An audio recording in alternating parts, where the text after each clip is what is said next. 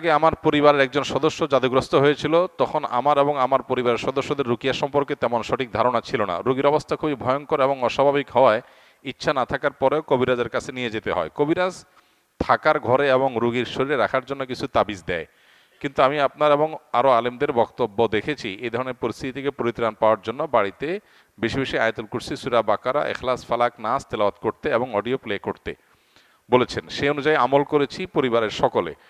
প্রথম প্রথম রোগী কোরআন তেলাওয়াত শুনতেই পারতো না, ধীরে ধীরে আল্লাহর রহমতে সে এখন পরিপূর্ণ সুস্থ স্বাভাবিক আছে। এখন আমার প্রশ্ন হলো, আমরা যে তাবিজগুলো আনলাম এতে করে কি আমাদের শিরকের পাপ হয়েছে কিনা? শিরকের পাপ হয়ে থাকলে ক্ষমার জন্য করণীয় কি?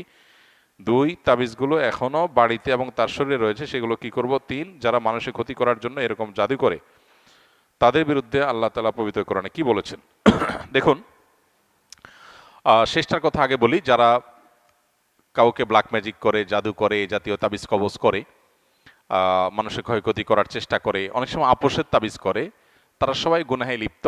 এবং যারা এই জাতীয় জাদুর কাজ করে, সে জাদুকর, তারা ইসলামী শরিয়ার বিচারে মৃত্যুদণ্ড পাওয়ার মতো অপরাধে লিপ্ত। অর্থাৎ ইসলামী বিচার ব্যবস্থা থাকলে ইসলামী আদালত, বিচারিক আদালত তাদের মৃত্যুদণ্ড ঘোষণা করবে। এই রকম জঘন্য অপরাধ তারা করে, কারণ এর মাধ্যমে একটা মানুষকে শেষ করে ফেলা হয়। ব্ল্যাক ম্যাজিক সম্পর্কে যারা এই মুসিবতে পড়েছেন তারা হাড়ে হাড়ে টের পাচ্ছেন এটা কি জিনিস।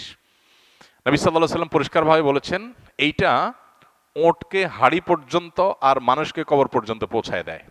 ব্ল্যাক ম্যাজিক বা কালো জাদু, এটার ফলে ওঁটের মধ্যে যদি বদনজর লাগে অথবা ব্ল্যাক ম্যাজিক লাগে, এই বদনজর, ব্ল্যাক ম্যাজিক, এগুলো ওঁটকে অসুস্থ করতে করতে একটা সময় এমন পর্যায়ে নিয়ে যায় যে জবে করে তাকে খেয়ে ফেলতে হয়, হাড়ি পর্যন্ত চলে যায়, বাঁচার অবস্থা থাকে না। তার মালিক তাকে রুগ্ন হওয়ার কারণে একটা পর্যায়ে এসে মরণাপন্ন হয়ে গেলে তাকে জবাই করে খেয়ে ফেলতে হয়। আর মানুষ বদনজর এবং সেহের এগুলোর কারণে অসুস্থ হতে হতে হতে একসময় কবর পর্যন্ত চলে যায়।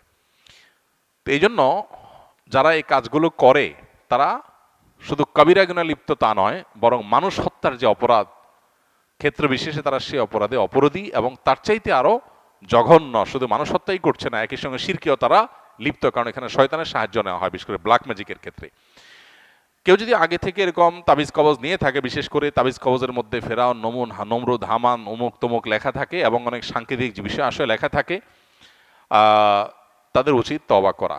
প্রথমত, নবী করিম সাল্লাল্লাহু আলাইহি ওয়াসাল্লামের যে চিকিৎসা পদ্ধতি, এর মধ্যে তাবিজ দেওয়া নেওয়া ছিল না। তিনি কখনো তাবিজ কাউকে দেননি, নিজে ব্যবহার করেননি। তিনি কি করেছেন? ঝাড়ফুঁক করেছেন, কোরআনে কারিমে আয়াত পড়ে ফু দিয়েছেন, অন্যকে দিয়েছেন। এটা হলো সুন্নাহসম্মত ট্রিটমেন্ট। অতএব আপনার আগের যেগুলো আছে তাবিজ, সেগুলোকে আপনি নষ্ট করে ফেলবেন, ডেস্ট্রয় করে ফেলবেন ইনশাআল্লাহ। আর ইতিপূর্বে যে করা ভুল, কবিরাজের কাছে আপনি গিয়েছেন, ভুল ভাল কাজ করেছেন, সেজন্য আল্লাহর কাছে তওবা করবেন, সংকল্প করবেন ইনশাআল্লাহ। আশা করি যে আল্লাহ তাআলা আপনাকে মাফ করবেন।